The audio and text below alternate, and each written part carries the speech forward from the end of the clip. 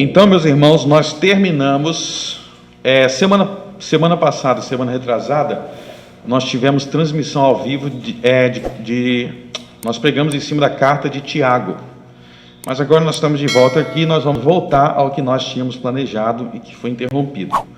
Nós vamos falar, nas próximas semanas, os nossos sermões vão ser introdução à teologia do pacto. Introdução à teologia do pacto. Antes da gente ler a passagem aí, eu quero resumir para vocês o que significa isso. Teologia do pacto. Teologia do pacto é a forma com que os apóstolos de Jesus e o próprio Jesus ensinou que nós devemos entender a relação entre o Velho e o Novo Testamento.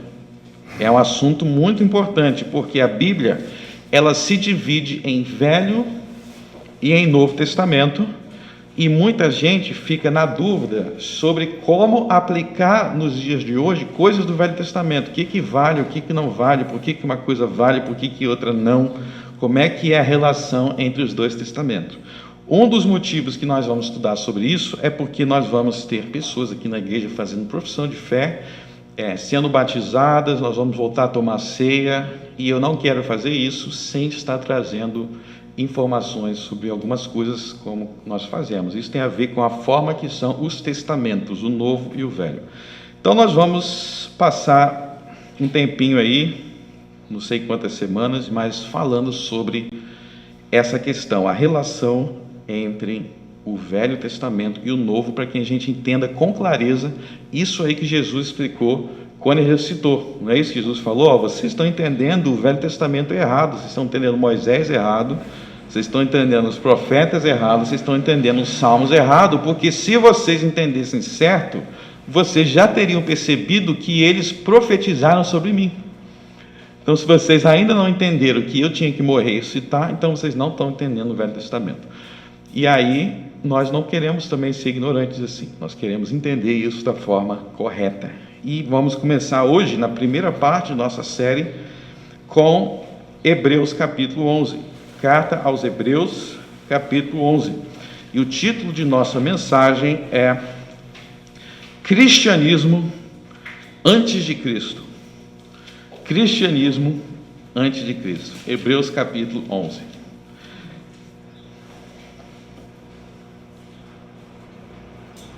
Vamos ler do verso 6 até o verso 34.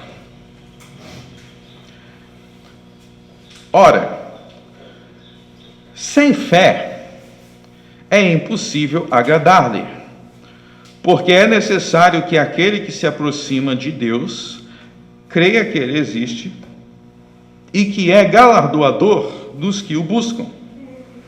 Pela fé,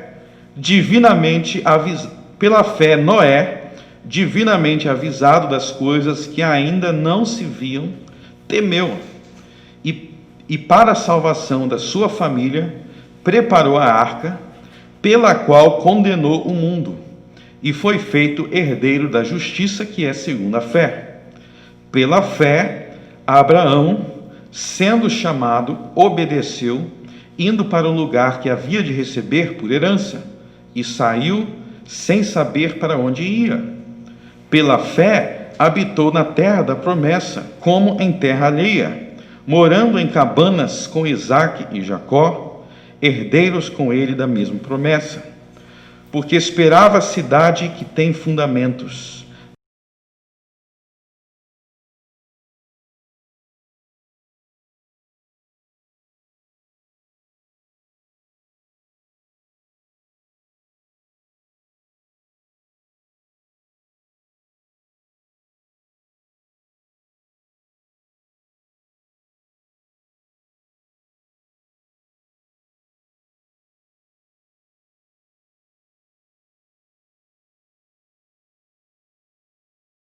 Com o povo de Deus, do que por um pouco de tempo ter o gozo do pecado, tendo por maiores riquezas o vitupério de Cristo, do que os tesouros do Egito, porque tinham em vista a recompensa. Pela fé deixou o Egito, não temendo a ira do rei, porque ficou firme, como vendo o invisível. Pela fé celebrou a Páscoa e a aspersão do sangue, para que o destruidor dos primogênitos lhes não tocasse. Pela fé passaram o mar vermelho, como por terra seca, o que intentando os egípcios se afogaram. Pela fé caíram os muros de Jericó, sendo rodeados durante 7 dias. Pela fé Raabe a meretriz não pereceu com os incrédulos, acolhendo em paz os espias. O que mais direi? Faltar-me-ei tempo contando de Gideão, de Baraque, de Sansão, de Jefté, de Davi, de Samuel e dos profetas, os quais pela fé venceram reinos, praticaram a justiça, alcançaram promessas, fecharam as bocas dos leões, apagaram a força do fogo, escaparam do fio da espada, da fraqueza tiraram forças, na batalha se esforçaram, puseram em fuga os exércitos dos estranhos. Vamos ler até aí, e agora nós vamos para o capítulo 12. É só virar para o capítulo 12. Porquanto nós também, pois que estamos rodeados de uma tão grande nuvem de testemunhas, deixemos todo o embaraço e o pecado que tão de perto nos rodeia, e corramos com paciência a carreira que nos está proposta, olhando para Jesus, autor e consumador da nossa fé, o qual, pelo gozo que lhe estava proposto, suportou a cruz, desprezando a afronta, e assentou-se à destra do trono de Deus. Considerai, pois, aquele que suportou tais contradições dos pecadores contra si mesmo, para que não enfraqueçais, desfalecendo em vossos ânimos. Até aí. Amém.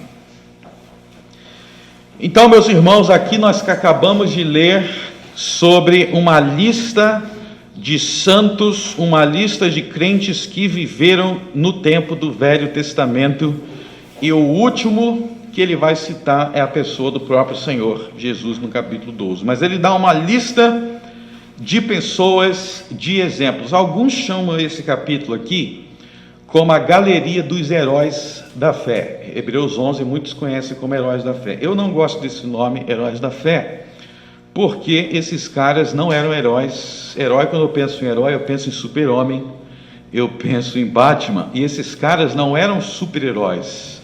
Na verdade, eles eram homens pecadores, igual a mim, igual a você, mas que, sendo pecadores, eles foram alcançados pela graça de Deus por meio da fé. Então não é que eles eram especiais, mas é porque Deus é especial, Deus é gracioso. O centro aqui não são os homens, o centro é Deus. E esses homens aqui, eles foram cristãos antes de Cristo. A carta aos Hebreus, capítulo 11, está falando sobre o cristianismo antes de Cristo. Como assim cristianismo antes de Cristo? Agora eu estou confuso, pastor. Bom, se você parar para pensar, cristianismo antes de Cristo, no sentido de que eles eram cristãos antes de Jesus nascer. Eles eram cristãos antes de Jesus nascer. Você quer ver uma prova de que Moisés era cristão? É só você ler, por exemplo, o que está escrito no verso 24 ao verso 26.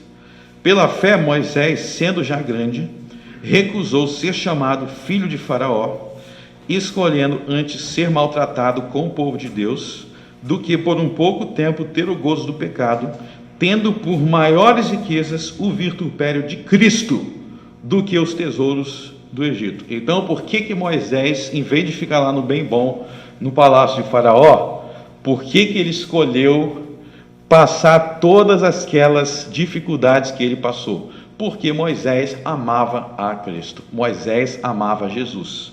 Por isso que é uma grande heresia achar que Jesus só passou a existir quando ele se tornou homem. Não, no ventre da Virgem Maria, Jesus passou a existir como homem, mas antes de Jesus nascer, Jesus já existia como Deus, o Deus eterno. Então, quem libertou o povo da escravidão do Egito foi Cristo antes de se tornar homem. Então, se você se perguntar qual era a religião, qual era a fé do povo de Deus no Velho Testamento. Era o cristianismo. Não era o que chamam hoje de judaísmo, era o cristianismo. E nisso nós vamos entrar no que nós iríamos falar sobre pactos.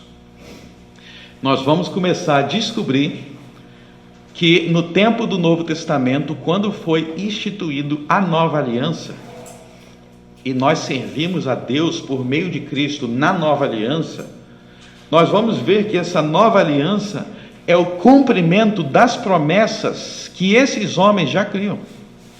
Então nós fazemos parte do mesmo povo, nós fazemos parte da mesma fé. É só você se perguntar, em que Deus Abraão cria? Deus, obviamente, como a gente vê no livro de Gênesis, Abraão, Moisés, todos esses caras, eles criam no mesmo Deus que nós. Eles criam no Deus que é uno, e eles criam no Deus que é trino, na Trindade Santíssima. Abraão servia ao Deus triuno.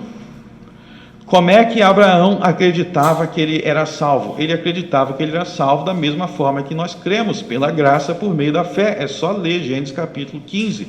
Creu Abraão em Deus e isto foi imputado como justiça. Então, a fé que eles tinham, o Deus que eles serviam era o mesmo que o nosso. E o nome dele, uma das maneiras de chamar ele é Cristo. Então, Abraão era servo de Cristo, Moisés era servo de Cristo, todos esses homens serviam ao mesmo Jesus que você serve. Por isso, esse pessoal fala, o judaísmo. Não, o judaísmo é uma falsa religião que se separou do Deus de Abraão, Isaque e Jacó.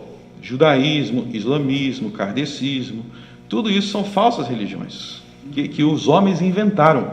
A verdadeira fé, a verdadeira religião é a religião de Abraão, é a religião de Moisés, que é adorar a Jesus.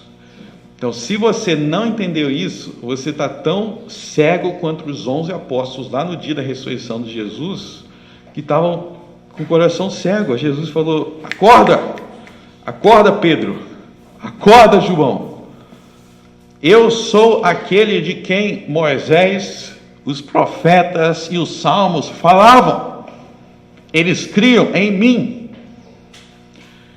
No Gênesis existem até encontros de Jesus com Abraão. Você quer ver o encontro? Lê os 3 primeiros capítulos de Êxodo, se você ver Moisés conversando com Jesus. Ok? Então, eu quero analisar o que esse capítulo diz sobre os nossos irmãos cristãos que viveram no período anterior à vinda de Cristo ao mundo. E nosso período, na verdade, é superior. Nós temos um privilégio que eles não tinham, porque eles estavam de longe e nós vivemos depois que Jesus já veio ao mundo.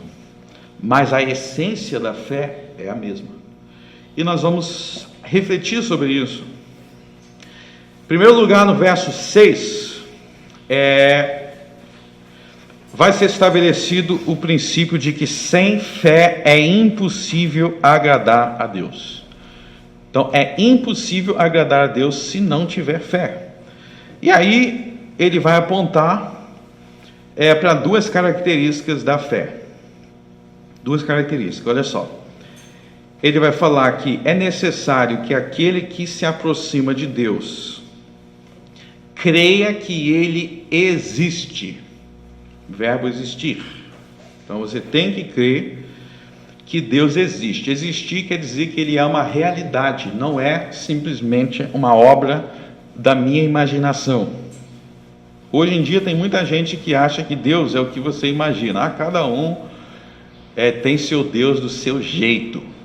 Não, se é do meu jeito, então é um fruto da minha imaginação, não é do meu jeito. Isso é tão absurdo quanto você dizer assim, o Joãozinho, ele é o que eu imagino que ele seja. Isso é até arrogante, ele é o que ele é, não é o que eu imagino. Eu posso estar certo ou posso estar errado. Então Deus é o que ele é, não é o que a sua cabeça imagina. Ele é o que ele é, independentemente de você acreditar nele ou não. Se você não acreditar nele, ele continua sendo Deus. E pior para você que mente para si mesmo, negando essa verdade de Deus que está explícito e declarado em toda a criação. Então Deus existe e ele é como ele é, não como os homens imaginam, e nós temos uma responsabilidade de crer que ele existe, mas não é só crer que ele existe.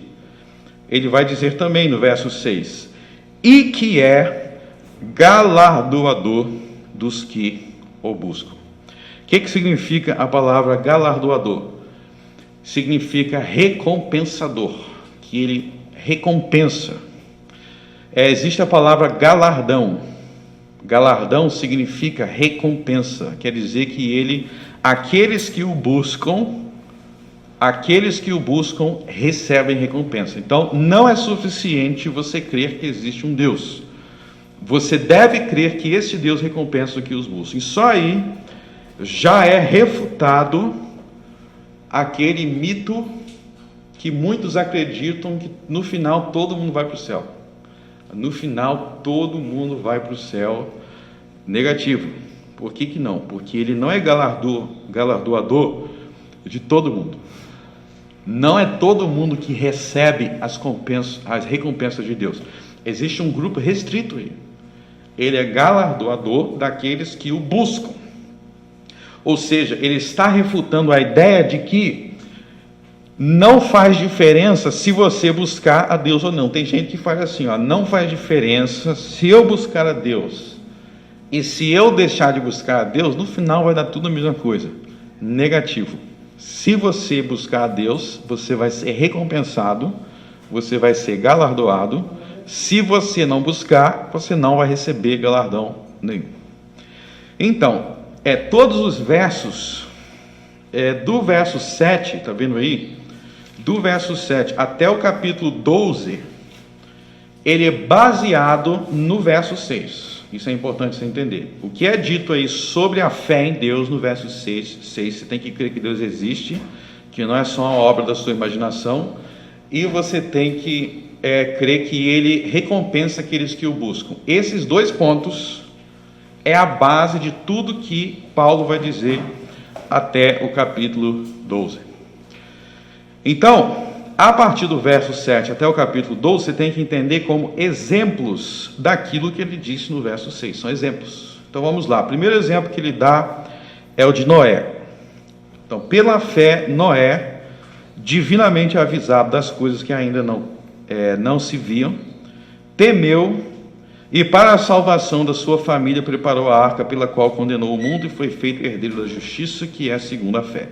Então, para aí, Você vê que ele começa com o exemplo de Noé. Se você analisar, ele está citando exemplos de todo o Velho Testamento. Ele começa no Gênesis e ele vai terminar falando dos profetas, que é lá no final do Velho Testamento. Então é como se ele estivesse com a Bíblia dizendo, vou resumir para vocês a Bíblia inteira aqui, vou citar os principais cristãos do Velho Testamento como exemplo do que é fé, que eu acabei de definir no verso 6. Então, em cada exemplo que a gente foi percebendo, Noé está nos capítulos 6 ao 9. A história de Noé, dos capítulos 6 ao 9 de Gênesis. Se você voltar aí no verso 5, tem a história de Enoque. Enoque está em Gênesis 5. Se voltar no verso 4, tem Abel. Abel está em Gênesis 4. E se você voltar no verso 3, pela fé entendemos que os mundos pela palavra de Deus foram criados. Então ele está falando da criação do mundo, Gênesis 1. Então basicamente ele começa em Gênesis 1 e ele vai passando por todo o Velho Testamento dando exemplos de cristãos que tiveram fé. Então se você quer um incentivo, por que eu tenho que ler de Gênesis até a Malaquias? Hebreus 11 já diz por quê. Para você aprender a ter fé. Não são historinhas só aleatórias, um monte de historinha curiosa. Não, as histórias de Gênesis até Malaquias têm como objetivo ensinar o que é fé, um dos objetivos. E aí então, quando ele fala de Noé e quando ele fala dos outros, vocês têm que sempre, em cada exemplo que ele dá, vocês têm que procurar o seguinte, pela fé, Noé, divinamente avisado das coisas que ainda não se viam, temeu e para a salvação da sua família preparou a arca. Para aí. Em cada exemplo que ele dá, você tem que buscar quais são os elementos do verso 6. Porque no verso 6 ele deu uma definição de como que a fé tem que ser, não deu no verso 6? Então, cada exemplo que você for vendo, você tem que ver de que maneira o verso 6 se aplica naquele exemplo. Como que o verso 6 se aplica? Então, no caso de Noé, eu tenho que procurar de que maneira o verso mostra que Noé cria na existência de Deus e de que maneira Noé foi galardoado por Deus por causa da fé que ele teve ao se posicionar. Então vamos fazer isso no verso 7. Qual foi o galardão de Noé no verso 7? O primeiro galardão que ele cita é que Noé salvou a sua família. Então isso está sendo identificado no texto como um galardão, ou seja, uma recompensa. E o texto está dizendo que Noé alcançou essa recompensa porque ele creu que Deus existe, é a definição de fé, e ele creu que se ele confiasse em Deus, Deus iria recompensá-lo. Ele creu que se ele se posicionasse daquela maneira, Deus iria recompensá-lo. E o texto mostra como que Noé exerceu a fé. Como é que ele exerceu a fé? Preparou a arca. Ou seja, a fé aqui em Hebreus 11 não é simplesmente você começar a falar um monte de coisa. A fé em Hebreus 11 é aquilo que existe em seu coração, essa convicção de que Deus existe, é galardoador, mas ela também se evidencia por práticas em que cada personagem que é citado, ele demonstra que ele está acreditando no que Deus está falando. Ele demonstra. Então, você tinha lá o mundo inteiro. E a gente tem que lembrar que o mundo naquela época não tinha tanta gente igual hoje, tá? Não imagina que era 7 bilhões de pessoas, não. Mas o mundo que existia naquela época, Noé foi o único encontrado como justo. É o único crente que Deus encontrou, foi Noé. E aí Deus fez uma promessa para Noé. A promessa era a promessa do galardão. Deus fez: Noé, você vai herdar a terra sozinho. Isso é uma grande bênção, né? Principalmente quando a gente vê como que os terrenos hoje estão caros. Noé tinha todos os terrenos para ele. Mas, falando sério, ele literalmente herdou o mundo inteiro sozinho, só para ele. Depois foi vindo mais gente. E deixa eu até falar uma coisa para vocês sobre Noé. Tem uma coisa que muita gente não percebe. Noé, ele não viu o mundo sendo julgado só uma vez. Noé viu o mundo sendo julgado 2 vezes. Noé estava presente também na Torre de Babel. Muita gente não percebe isso. Noé viu o mundo sendo julgado no dilúvio. E mais tarde, ele viu o mundo se corromper e ser julgado de novo na Torre de Babel. Leia o Gênesis com atenção que vocês vão ver isso. Mas o ponto aí é que existe aqui uma definição de fé no verso 7. Existe uma evidência de fé, que era preparar a arca, e existe o galardão. Então, só aqui a gente vê que está errado a ideia de que galardão é algo que nós só recebemos no céu. Tem muita gente que fala assim: galardão, algo que eu vou receber quando eu for no céu. Às vezes tem até umas ideias estranhas que as pessoas falam: galardão deve ser uma joiazinha a mais na minha coroa. Eu já vi isso, né? Eu vou ter 5 joiazinhas, você vai ter 3. Então, não, galardão não tem essa visão infantil de galardão, tá? Galardão é uma recompensa de Deus pela fé que alguém teve enraizada no Espírito Santo. Então, quando você se posiciona em Jesus, quando você se posiciona no Espírito de Jesus, você produz frutos, que são os frutos do Espírito. E esses frutos do Espírito, os frutos da fé, é recompensada por Deus, porque Ele viu o Filho dele e Ele viu o Espírito Santo em você. Isso é galardão. E esse galardão é também terreno. O primeiro exemplo aí de galardão é um galardão terreno. Então, veja que aqui o autor ele está ensinando que nós podemos ser recompensados por Deus nesta vida, e essa recompensa de Deus é baseado em como nós nos posicionamos em fé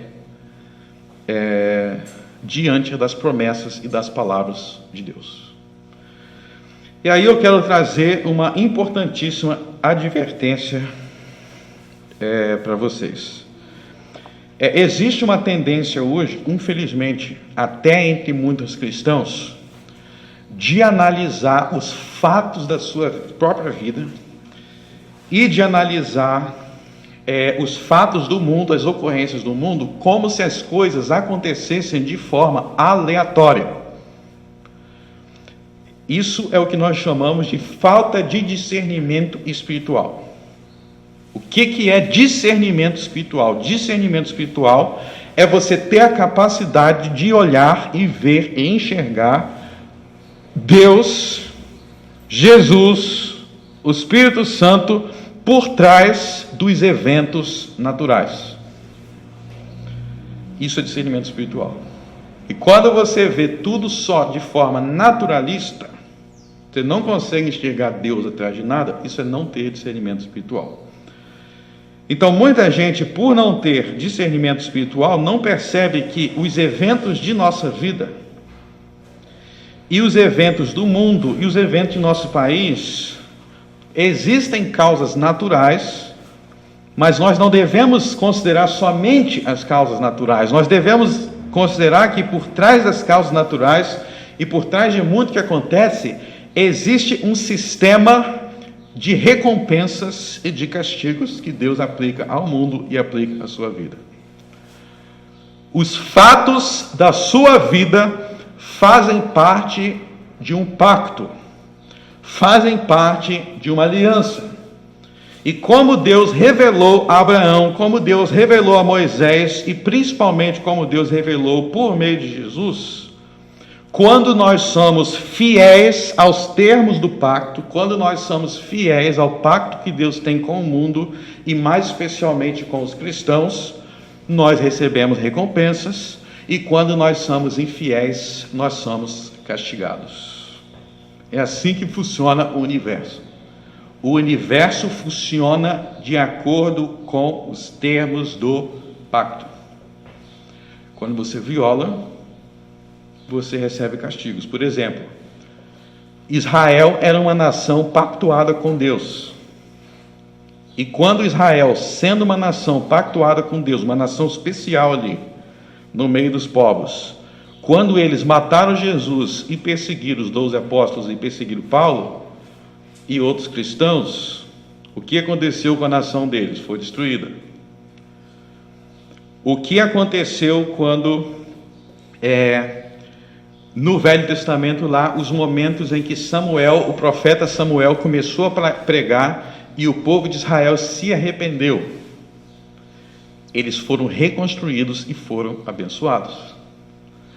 Então, quando Israel obedecia aos termos do pacto, existia bênçãos, e quando eles desobedeciam aos termos do pacto, existiam castigos.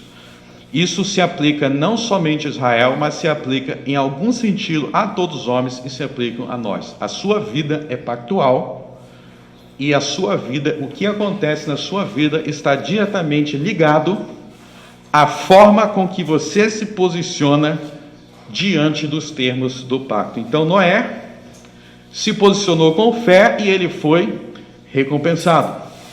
99% do mundo da época dele violou os termos do pacto e foram afogados no mar. Então, essa é a lógica de Hebreus 11, e eu quero mostrar para vocês um pouco sobre o que são essas recompensas, né? Que estou mostrando para vocês que tire da sua cabeça a ideia de um mundo aleatório. O mundo é regido pela providência de Deus, e na providência de Deus, Ele garante que você vai ser ou recompensado, ou galardoado, ou castigado, ou ter o galardão removido. Vamos ver alguns exemplos para a gente entender que bênçãos são esses. Abram em Provérbios capítulo 2.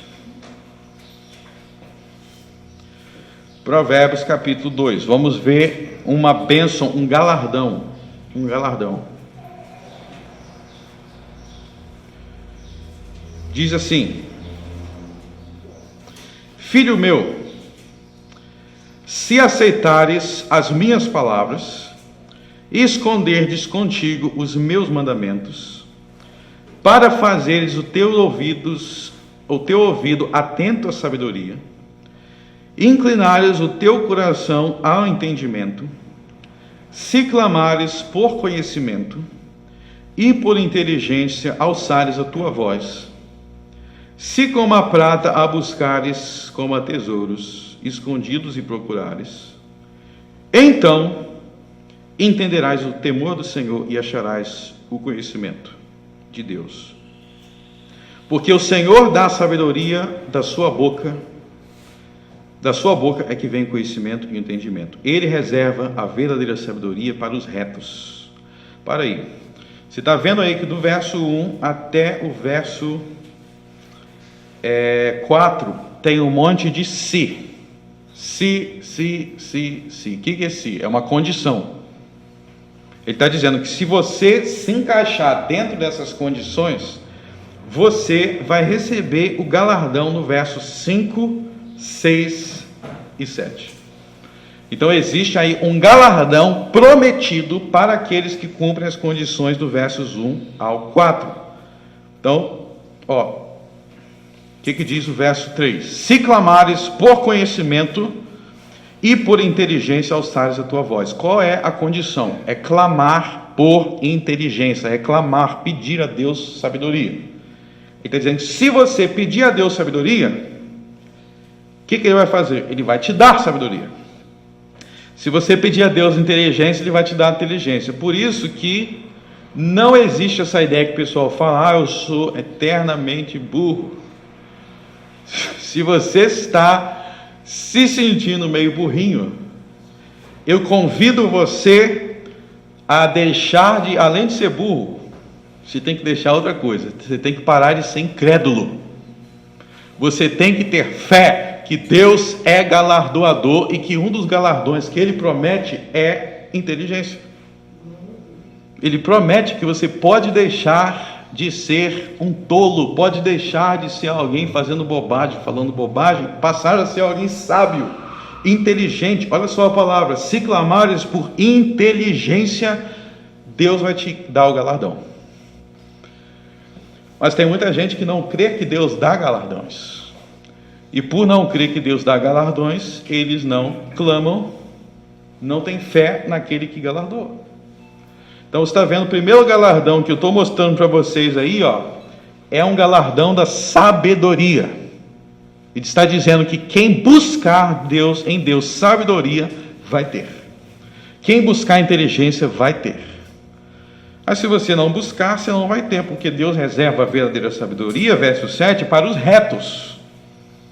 Ele não reserva para os acomodados, para os incrédulos que não buscam, para os retos que perseveram, igual perseverou Noé. Então, veja que a sabedoria é uma bênção, a inteligência é um galardão para aqueles que buscam.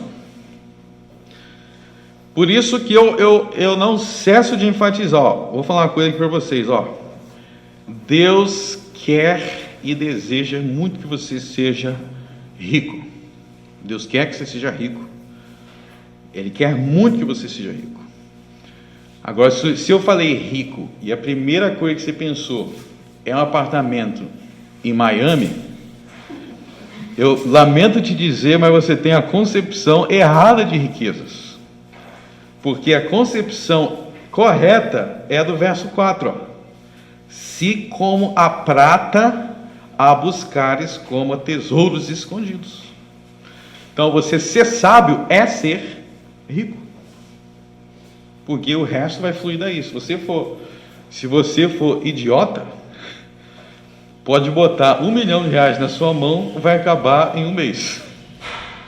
Eu estou falando sério. Se você é sábio, o provérbio diz que o pobre sábio, ele dá um jeito, até no meio da pobreza, ele dá um jeito e ele cresce. Sabedoria é mais importante do que bens materiais. Então, Deus quer sim que você seja rico. E que ninguém tire minha frase do contexto e bote no YouTube.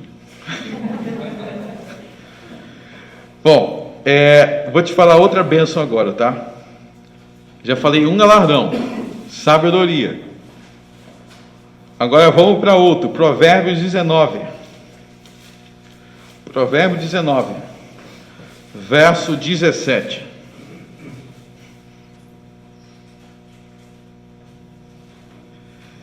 Ao Senhor empresta o que se compadece do pobre, ele lhe pagará o seu benefício. Ao Senhor empresta o que se compadece do pobre, ele lhe pagará o seu benefício. Então, existe uma promessa aí de recompensa por se compadecer do pobre, porque ao Senhor empresta, quer dizer que Deus vai pagar esse empréstimo. Então, você quer buscar um importante galardão de Deus, sempre lembre-se dos necessitados, lembre-se dos órfãos, lembre-se das viúvas, lembre-se dos pobres. Quanto mais mão aberta você for, mais abençoado você vai ser. Tem gente que não entende o Deus galardoador.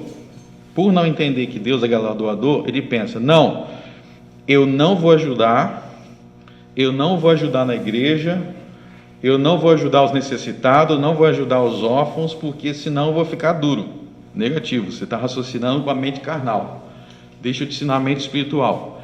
Quanto mais você der para os pobres, mais seu dinheiro vai crescer. Quanto mais você der para as viúvas, mais seu dinheiro vai crescer. Quanto mais você der para a igreja, com consciência, não é, vou dar todo o meu salário. Não, com consciência, mas se preocupando em ajudar o próximo, se preocupando em ajudar o próximo, ao Senhor empresta. Então, uma das maneiras mais rápidas de você se tornar um cara quebrado e duro é se você ficar guardando todo o seu dinheiro para si mesmo. Se você guardar todo o seu dinheiro para si mesmo, você não vai ter nada para Deus te recompensar. Nada. Por quê? Porque ao Senhor empresta o que se compadece do pobre. Então, seja uma pessoa mão aberta. Procure orfanatos para ajudar. Aqui a gente já tem né? Procure pessoas para ajudar. Se pergunte se na sua igreja não tem ninguém que seria legal se você depositasse um dinheiro na conta dela porque ela está passando necessidade. Pense nisso. Então, deixa eu te dizer para vocês, o livro de Provérbios é um manual de galardão. E aí é importante entender que galardão na Bíblia tem duas coisas. Pode voltar em Hebreus 11. Eu dei dois exemplos aí de galardão. Volto para Hebreus 11. Existem outros tipos de galardão na Bíblia. Por exemplo, em Provérbios 31, não precisa abrir, eu vou resumir algumas coisas aqui. Em Provérbios 31, a mulher virtuosa. Mulher virtuosa, quem encontrará? É dito que duas consequências da mulher virtuosa é ela ser louvada e valorizada por seus filhos. Os seus filhos vão reconhecer o quanto que ela é uma mulher incrível e maravilhosa. É um galardão, em Provérbios 31. Então, quando a gente fala em galardão, número 1, não pense só em coisas no céu, mas também não pense só em coisas materiais. Existe um sistema de galardão na Bíblia que inclui coisas materiais, mas a melhor forma de entender isso é o seguinte: como que a gente define bênção e galardão na Bíblia? Bênção e galardão na Bíblia pode ser definido da seguinte maneira: as coisas que você deve buscar porque fazem parte das coisas que Deus nos ensina a valorizar. Vou repetir. Galardão e bênção são as coisas que você deve buscar porque faz parte de um sistema de coisas que Deus nos ensina a valorizar. Então, por exemplo, Deus me ensina a valorizar um casamento. Vou dar um exemplo. Deus me ensina a valorizar um casamento. Então, eu devo buscar uma esposa. Então, se eu estou buscando as bênçãos de Deus, eu vou buscar uma esposa com as características que Deus me dá. Na Bíblia, mulher virtuosa, Provérbios 31.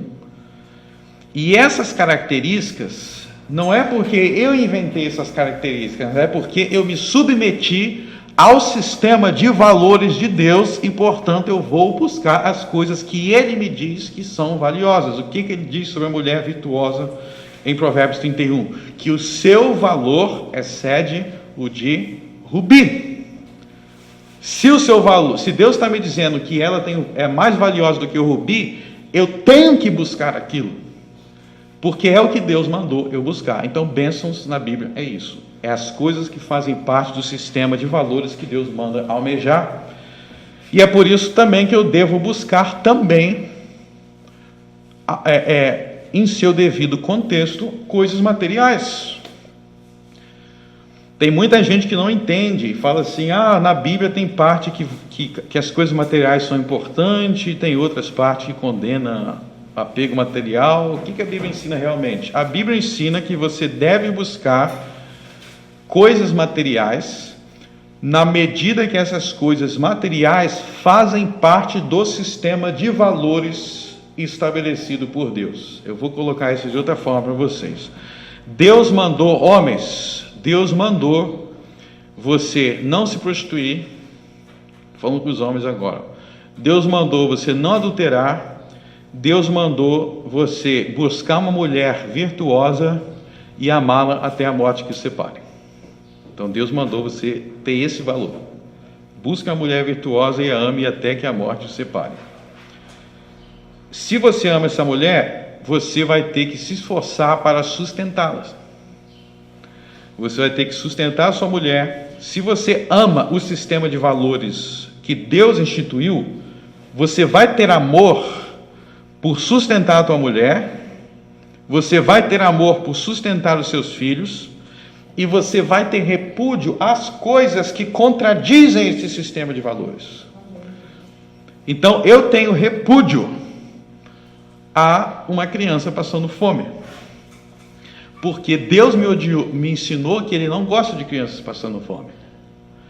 Então, se eu tenho repúdio por crianças passando fome, se Deus me ensinou a não gostar disso, se Deus me ensinou a amar meus filhos, eu tenho que buscar ter meios de sustentar meu filho para que ele não passe fome. E você não sustenta teus filhos na fotossíntese, pegando um sol na varanda. Você vai ter que ralar e buscar coisas materiais. Se você não buscar bens materiais, você está indo contra Deus, porque Deus mandou você amar sua mulher e seus filhos, dentre outras coisas, sustentando eles. Então, esse negócio, a gente não liga para nada material, isso é pecado. É tão pecado quanto a pessoa que coloca o seu coração naquilo e transforma num ídolo.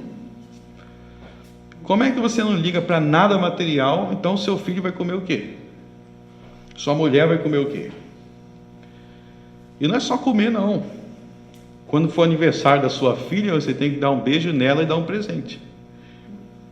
Não é para, se tiver o mínimo para comer, tá bom. Pô, mas não vai levar nem para tomar um sorvete? Estou falando sério. Então, tudo que quando a Bíblia fala de coisas materiais, como bênçãos, eu estou mostrando para vocês, o contexto é esse. É quando as coisas materiais fazem parte do sistema de valores corretos. E nos contextos em que a Bíblia condena, não está condenando as coisas em si, está condenando aqueles que não colocam as coisas materiais no contexto correto. Como alguém, eu quero ter isso, aquilo ali, simplesmente porque eu sou vaidoso. Eu quero ter o carro tal, simplesmente que eu quero mostrar para todo mundo que eu sou incrível, eu tenho esse carro. Aí realmente já saiu do contexto correto. Tendo dito isso, eu quero que vocês entendam, meus irmãos, que esse capítulo aqui mostra que a vida do cristão deve ser correr atrás de bênçãos. Não bênçãos como o mundo define, Não bênçãos como hereges definem, mas bênçãos como Deus define. A vida do cristão deve ser correr atrás das coisas que Deus diz que são boas. Das coisas que no livro de Provérbios Deus diz que são valiosas. Deus diz que ter uma família é algo valioso. Então corra atrás de ter uma família do jeito que Deus mandou. Deus diz que ser burro é ruim e ser inteligente é bom. Ser um idiota é ruim, fazer bobagem, falar bobagem é ruim, fazer as coisas certas é bom. Então corra atrás dessa bênção para você valorizar as coisas que Deus valoriza. Deus diz que ter filhos rebeldes é maldição e ter filhos obedientes e fiéis é bênção. Então corra atrás de fazer as coisas para seus filhos serem obedientes, fiéis a Deus. Corra atrás das coisas que Deus ensina que são bênção e corra longe das coisas que Deus ensina que não são bênção. A vida do cristão é correr atrás de bênçãos, nesse sentido definido pelo próprio Deus. Não tem como a gente buscar a Deus sem buscar as coisas que Deus valoriza, não tem como separar. Eu quero Deus, mas eu não quero as coisas que Deus valoriza. É a mesma coisa se você falar assim, pastor Frank, eu gosto muito de você, mas eu odeio tudo que tem a ver com você. Eu não gosto de nada que tem a ver com você, mas eu gosto de você. Você vai falar, meio estranho esse gosto, né? Você não gosta odeia ver minha foto, odeia meu nome, tudo relacionado a mim. Tem gente que é assim, diz que ama a Deus, mas tudo relacionado a Deus, a pessoa não gosta. Então, que amor é esse? Então, correr atrás das bênçãos que Deus diz que é bênção, é correr e buscar ao próprio Deus. E aí eu quero acrescentar para vocês também, obviamente não daria tempo para comentar todos esses personagens aqui, tá? Mas eu quero dar alguns exemplos, e mostrando o seguinte. Neste contexto aqui de Hebreus 11 até o 12, o apóstolo, ele não somente ensina que a fé, definida conforme o verso 6, é um meio de alcançar as bênçãos de Deus, mas ele mostra que é um meio de preservar-se em meio à tentação. Ou seja, a perspectiva de ser abençoado por Deus é colocada pelo apóstolo como um dos mais importantes incentivos no momento da tentação. Porque se a gente vê todos os exemplos que ele dá, eram pessoas que estavam não somente exercendo fé, mas exercendo fé no momento de muita oposição, de muita tentação, de muita facilidade para cair. Pensem, por exemplo, um dos exemplos que ele dá, nós não vamos aprofundar em todo, mas um dos exemplos que ele dá é Raabe. Ok? Deixa eu lembrar para vocês do galardão de Raabe, ok? Raabe, ela era uma prostituta, você lê sobre ela no livro de Josué, em uma das cidades mais promíscuas da face da terra que já existiu e mais violenta, muita maldade lá, tá? Quando você vê Deus destruindo uma cidade na Bíblia, nunca seja tolo de achar que Deus está fazendo aquilo à toa. Quando Deus destrói um lugar na Bíblia, é porque é muito pesado. E Deus falou que ele ia destruir Jericó. E os espias chegaram em Jericó e eles se depararam com a prostituta Raabe. Só que aí a prostituta Raabe, no meio daquela cidade terrível, que Deus estava prestes a destruir, ela teve uma postura surpreendente. Basicamente, ela disse, de forma resumida, eu creio no Deus que vocês servem. E eu creio que realmente esta cidade vai ser destruída. E eu não creio nos deuses dos cananeus. A prostituta Raabe, no meio daquela loucura, ela chegou à conclusão de que o Deus de Moisés era verdadeiro e que os deuses dos cananeus eram falsos, e que ela estava disposta a arriscar a própria vida para defender os israelitas do que ir contra o Deus de Israel. Em Hebreus 11, Tiago 2 vão enfatizar que quando ela fez isso, ela foi galardoada. E ela não foi destruída. Qual foi o galardão dela? A vida dela foi preservada. E ela se tornou a bota uma avó de Jesus. Vocês sabiam que Raabe, a prostituta, foi uma das antepassadas de Jesus. Ela se casou, inclusive ela era mãe de Boaz, do livro de Ruth. Então, e aliás, deixa eu dar um alerta para vocês. Quando vocês pensarem em Raabe, não pensem em primeiro lugar que ela era uma prostituta. Porque essa mulher viveu anos e anos e anos como uma mulher santa. E ela era tataravó de Jesus.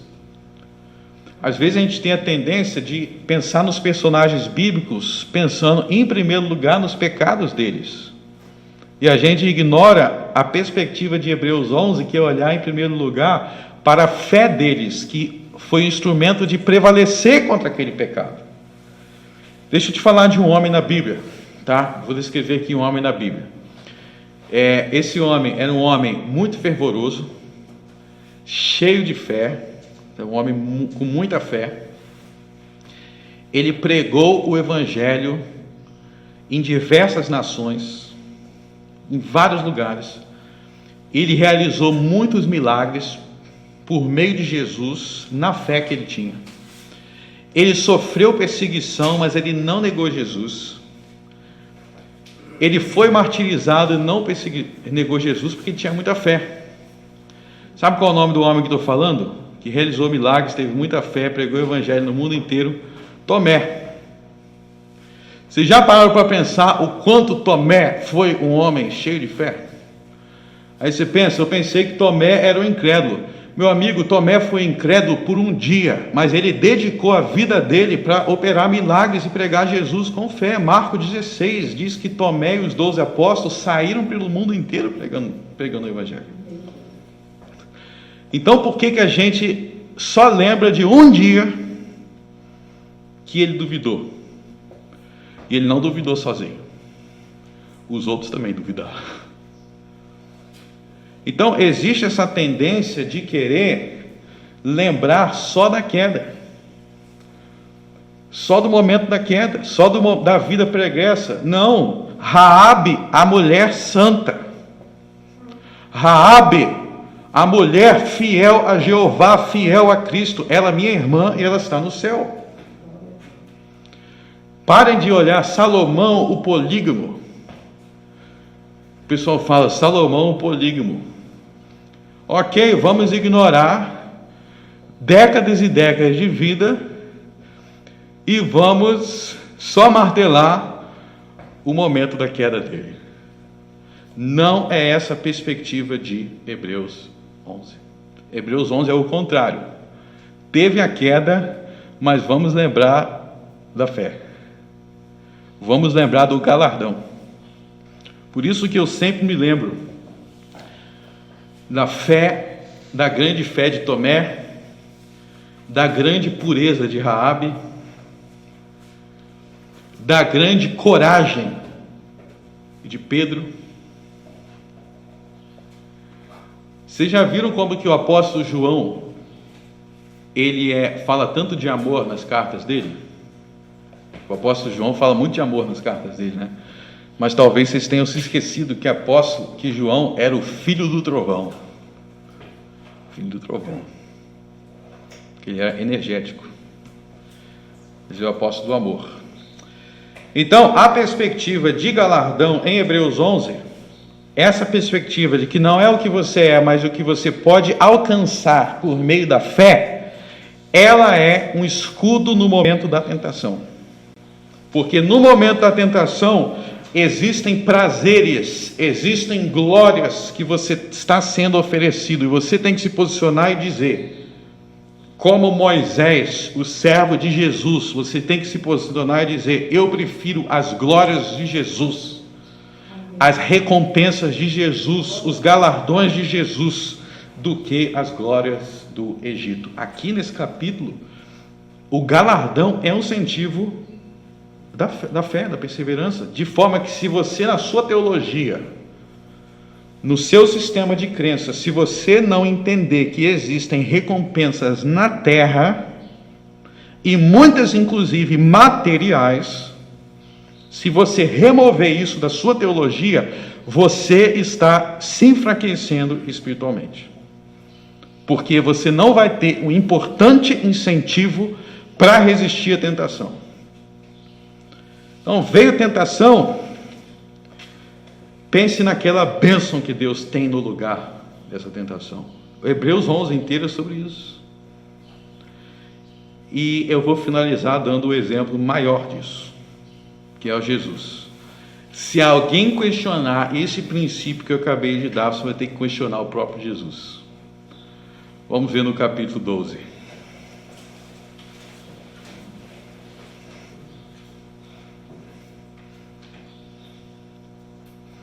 Capítulo 12, verso 2.